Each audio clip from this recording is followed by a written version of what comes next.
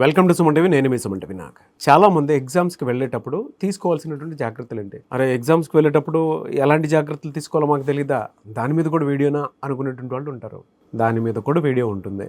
ఎందుకు అని అంటే చాలామందికి ఎగ్జామ్ సెంటర్లో ఇన్విజిలేషన్స్ లేరు కదా, మనల్ని ఎవరు అబ్జర్వ్ చేయట్లేదు కదా అనుకునేటువంటి ఆలోచన మీకు ఉంటుంది కదా.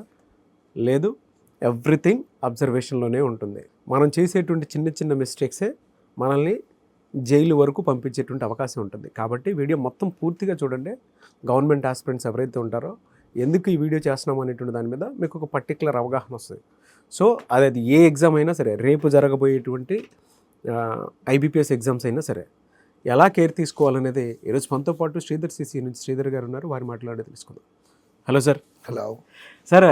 ఎగ్జామ్స్ యాక్చువల్గా గవర్నమెంట్ ఆస్పిరెంట్ అంటే దానికి తగ్గట్టే మైండ్ సెట్ ఉండాలి. కానీ కొన్నిసార్లు ఏమవుతుందంటే ఎగ్జామ్ సెంటర్కి వెళ్ళిన తర్వాత పక్కన ఆన్లైన్ ఎగ్జామ్ కదా, ఏమవుతుందిలే, ఎవరు మనల్ని అబ్జర్వ్ చేస్తారులే అనుకున్న ఆలోచనతోటి ఇద్దరు స్టూడెంట్స్ ఏం చేస్తారంటే ఒక అండర్స్టాండింగ్కి వస్తారు. ఫస్టే ఎగ్జామ్ బిఫోర్ ఒక అండర్స్టాండింగ్ వస్తారు. ఒక సెక్షన్ నువ్వు, ఒక సెక్షన్ నేను కవర్ చేసుకుందాం అని చెప్పేసి అనుకుంటుంటారు. అక్కడే చేసేటువంటి అతిపెద్ద మిస్టేక్. అక్కడి నుంచే మిస్టేక్ స్టార్ట్ అవుతూ ఉంటాయి. కానీ వాళ్ళకి తెలియదు మన చుట్టూ ఇన్ని క్యాంప్స్ ఉన్నాయి, ఎంత అబ్జర్వేషన్ ఉంది అనేటువంటి విషయం అర్థం కాదు. ఎలా చెక్ చేస్తారు, వీళ్ళు కూడా ఏ విధంగా బిహేవ్ చేయాలి ఎగ్జామ్ సెంటర్కి వెళ్ళే ముందు? రైట్ అండి. అసలు ఫస్ట్ ఎగ్జామ్కి వెళ్ళేటప్పుడు డాక్యుమెంట్స్ ఏమేమి కావాలనే దాని దగ్గర నుంచి స్టార్ట్ చేద్దాము. ఓకే. హాల్ టికెట్, ప్రిలిమినరీ అయితే ప్రిలిమినరీ హాల్ టికెట్, 2 ఫోటోగ్రాఫ్లు, నెక్స్ట్ మన ఆధార్ కార్డు ఒరిజినల్, దాంతోపాటు దాని యొక్క జిరాక్స్. మెయిన్స్ ఎగ్జామ్కి వెళ్ళేటప్పుడు ప్రిలిమినరీ ఎగ్జామ్ యొక్క హాల్ టికెట్ మీద వెరిఫైడ్ స్టాంప్ వేసి ఉంటారు. అది దాంతోపాటు ఆ రోజు వెరిఫై చేసినటువంటి Aadhaar card xerox, next mains hall ticket, ఈ కంపల్సరీగా తీసుకెళ్ళాలి. లోపలికి వెళ్ళేటప్పుడు టైంకి వెళ్ళాలి. ఎందుకని టైంకి వెళ్ళాలి? మామూలు ఎగ్జామ్స్లో అయితే గ్రేస్ పీరియడ్ ఉంటుంది, అంటే ఒక 5 నిమిషాలు లేట్ ఇచ్చినా అలౌ చేయటం. బట్ ఈ ఎగ్జామ్స్లో గ్రేస్ పీరియడ్ అనేది ఉండదండి. టైంకి ఆన్ డాట్, అంటే దాంట్లో ఎంట్రీ టైం ఉంటుంది. ఆ ఎంట్రీ ఎంతవరకు ఇస్తారనేది కూడా హాల్ టికెట్లో మెన్షన్ చేస్తారు. ఆ మెన్షన్ చేసిన టైంని సీరియస్గా ఫాలో అవ్వాల్సిందే. 1 సెకండ్ లేట్ అయినా కానీ లోపలికి ఎంట్రీ ఇవ్వరు. నెక్స్ట్, ఈ పిల్లలకి, డిగ్రీ చదివినటువంటి పిల్లలకి యూజువల్గా ఉండేటటువంటి అలవాటు ఏంటంటే కాపీ కొట్టడం. ఇన్విజిలేటర్ లేడు కదా, కాపీ కొడదాం అనుకుంటారు. కానీ ఈ కాంపిటేటివ్ ఎగ్జామ్ల్లో సాఫ్ట్వేర్తోనే కాపీ కొట్టిన వాళ్ళని పట్టుకోవచ్చండి. ఎట్లా అంటే ఇప్పుడు కండక్ట్ చేసే ఆర్గనైజేషను టీసీఎస్ వాళ్ళు కండక్ట్ చేస్తున్నారు. బ్యాంక్ ఎగ్జామ్స్ అన్నీ కూడా, ఎస్ఎస్సి కూడా వాళ్ళే కండక్ట్ చేస్తున్నారు. ఆ సాఫ్ట్వేర్లో నా నాలెడ్జ్ ప్రకారం దాదాపు 15-16 చెక్లు ఉన్నాయండి. ఓకే. 15-16 15-16 స్టేజెస్లో చెక్ చేస్తారండి. ఎలా సార్ అది? ఎట్లా అంటే ఫస్ట్ ఎగ్జామ్ జరిగింది, ఇండియా మొత్తం ఎగ్జామ్ జరిగింది, సేమ్ మార్కులు వచ్చిన వాళ్ళని బయటికి తీస్తారు. కరెక్ట్లు, ఇప్పుడు ఫర్ ఎగ్జాంపుల్ మన ఇద్దరమే ఎగ్జామ్ రాసాము, మన ఇద్దరికే సేమ్ మార్క్స్ వచ్చినాయి అనుకోండి. సేమ్ మార్కులు వస్తే మీ కరెక్ట్లు ఏంటి, నా కరెక్ట్లు ఏంటి, మీ తప్పులేంటి, నా తప్పులేంటి, ఎగ్జాక్ట్గా మ్యాచ్ అయినాయి అనుకోండి. మ్యాచ్ అవ్వకపోతే వదిలేస్తారు. మ్యాచ్ అయినాయి అనుకోండి, ఏ ఊళ్ళో ఎగ్జామ్ రాశారు అనేది చూస్తారు. వేరు ఊళ్ళలో రాశాము, వదిలేస్తారు. సేమ్ ఊళ్ళోనే రాశాము, ఏ ల్యాబ్లో రాశారు, వేరు ల్యాబ్లో రాశారు, నో ఇష్యూ. సేమ్ ల్యాబ్లోనే రాశారు, సీటింగ్ చెక్ చేస్తారు. వీటితో పాటు మీరు పెట్టిన దాన్ని తర్వాతే ప్రతి క్వశ్చన్కి ఆన్సర్ నేను పెట్టాను అనుకోండి, అంటే నేను మీ దాంట్లో కాపీ కొట్టినట్టు ప్రూవ్ అవుతుంది. సీసీ కెమెరా ఫుటేజ్ తీస్తారు. దీన్ని ఐబీపీఎస్ వాళ్ళు ఈ రోజు వరకు సీరియస్గా తీసుకొని కేసు పెట్టి ఇంప్లిమెంట్ చేయలేదు కానండి, ఆ ఎగ్జామ్ వరకు బార్ చేస్తున్నారు ఇట్లా పట్టుకున్నటువంటి ఏమన్నా ఉంటుంది. ఓకే.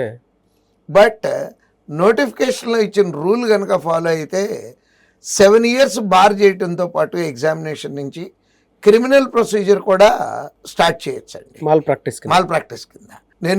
మనం ఈ ఇంటర్వ్యూ జరుగుతానికి ఎగ్జాక్ట్గా 1/2 hour ముందు ఓ స్టూడెంట్ వచ్చాడు. ఐబీపీఎస్ నుంచి షోకాజ్ నోటీస్ వచ్చింది సార్ నాకు అనుకుంటా. షోకాజ్ నోటీస్ అంతా చదివితే క్లియర్గా ఇప్పుడు మనం మాట్లాడుకున్నాయి, అంటే ఏ క్లాస్ కింద అతన్ని బుక్ చేశారు అనేది ఆ షోకాజ్ నోటీస్లో క్లియర్గా మెన్షన్ చేశారండి. Mall practice. నేను అడిగాను కూర్చోబెట్టి, ఏం జరిగింది, నాకు అబద్ధం చెప్పకుండా నిజం చెప్పు అని చెప్పి అడిగితే, సార్ నేను కాపీ కొట్టలేదండి, నా పక్కనోడు నిమిషానికి నా దురదృష్టం కొద్దీ మేము చదువుకున్న బ్యాచ్, ఏ బ్యాచ్లో అయితే చదువుకున్నానో నాకు దగ్గరలో కూర్చున్నటువంటి స్టూడెంటే నా పక్కన వచ్చాడు. మొదటి నుంచి నన్ను అది చెప్పు ఇది చెప్పు ఇది చెప్పు అది చెప్పు అంటే నేను ఇట్లా నన్ను అడగమాకు నేను చెప్పను అని చెప్పు అంటూ నేను ఒక్క బిట్ కూడా ఇంటెన్షనల్గా చూపించలేదు. బట్ అతను పక్కన కూర్చొని నా దాంట్లో కాపీ కొట్టి రాశాడండి. ఇద్దరికీ షోకాజ్ నోటీస్ వచ్చింది. దీనికి ఏ రకంగా ఆన్సర్ చేయాలి అనుకుంటూ ఈ ఇంటర్వ్యూకి జస్ట్ 10 నిమిషాల ముందు వచ్చి వెళ్ళాడండి. అంటే మనం కాపీ కొట్టం కాదు, మన దాంట్లో ఎవడు కాపీ కొట్టకుండా కూడా చూసుకోవాల్సిన బాధ్యత మనకుంది. అతను అదే అడిగాడు. నేను క్లాస్లో రెగ్యులర్గా ఎగ్జామ్కి పంపించేటప్పుడు చెప్పి పంపిస్తాను ఇలా చూసుకోవాలి అని. సరే ఆడు తెలిసినోడు అయ్యాడు, మరి ఆడు నిమిషానికి మాట్లాడుతున్నాడు. నన్ను ఏం చేయమంటారంటే ఇన్విజిలేటర్ కంప్లైంట్ చేసి ఉండాల్సింది నువ్వు. ఆడి జీవితంతో పాటు మన జీవితం కూడా పోతుంది ఇక్కడ. నెక్స్ట్ అది ఎంత సిల్లీ థింగ్స్ పట్టుకోవచ్చు అంటేనండి, యూజువల్గా రఫ్ షీట్లు ఇస్తారు అందరికీ. రఫ్ షీట్లు మనం పట్టుకెళ్ళకూడదు, వాళ్ళే ఇస్తారు రఫ్ షీట్లు. అవును.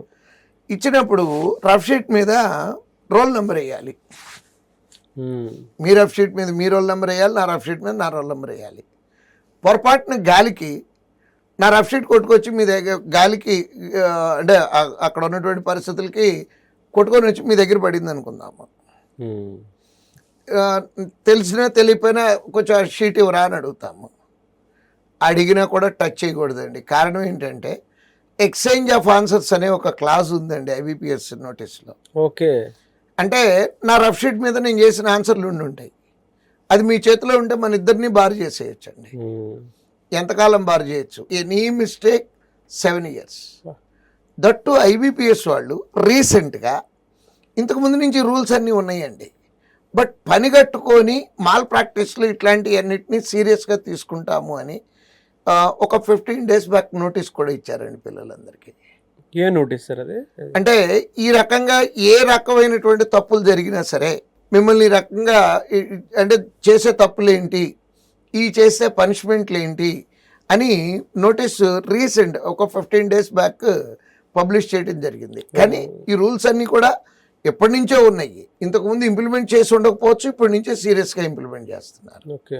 That is comes under malpractice. Yes, malpractice. Malpractice in the sense 7 years bar. 22 సంవత్సరాల పిల్లోడిని 7 ఏళ్ళు బార్ చేశారంటే 29 ఏజ్ అయిపోయింది. ఇంకా క్రిమినల్ ప్రొసీజర్ కూడా స్టార్ట్ చేయొచ్చండి. బట్ ఇప్పుడు వరకు అయితే నా అనుభవంలో బార్ చేయటం కొన్ని చూసాము, షోకాజ్ నోటీస్ ఇచ్చి ఆ ఎగ్జామ్ ఆపేయటం చూసాము. బట్ క్రిమినల్ ప్రొసీజర్లు అయితే ఇంతవరకు చూడలేదు. బట్ అది కూడా చేస్తాము సీరియస్గా అని చెప్పి మొన్న IBPS వాళ్ళు ఇచ్చినటువంటి నోటీసులో ఉందండి. అందుకని నేను విద్యార్థులకు ఇచ్చే సలహా ఏంటంటే మనం కాపీ కొట్టడం కాదు, మన దాంట్లో వేరే వాడు కాపీ కొట్టకుండా కూడా చూసుకోవాల్సినటువంటి బాధ్యత మనకు. మీరు ఇలా మాట్లాడుతుంటే భయంగా అనిపించింది ఒకటే సరే. అంటే స్టూడెంట్ ఏజ్లో ఉన్నప్పుడు మనకేం అర్థం కాదు, కానీ చేసే మిస్టేక్ ఆ సరౌండింగ్లో అంటే ఆ సర్కమ్స్టాన్సెస్లో ఎగ్జామ్కి ముందు ఇద్దరు ఒక మాట అనుకొని ఎగ్జామ్స్ రాసేటప్పుడు ఎవరో మనల్ని అబ్జర్వ్ చేయట్లేదు అనుకునేటువంటి వాళ్ళు ఎక్కువ మంది ఉంటారు. అని మీరు చెప్పిన తర్వాత అర్థమైంది ఇన్విజిలేటర్ అవసరం లేదండి, పట్టుకోవడానికి టెక్నాలజీ ఉంది. Yes, true sir. నేవే sir, thank you so much. ఎందుకంటే ఎగ్జామ్స్కి బిఫోరే ఈ వీడియోని మీరు మాకు ఇస్తున్నందుకు we are very happy. Thank you so much Sridhar sir. Thank you అండి.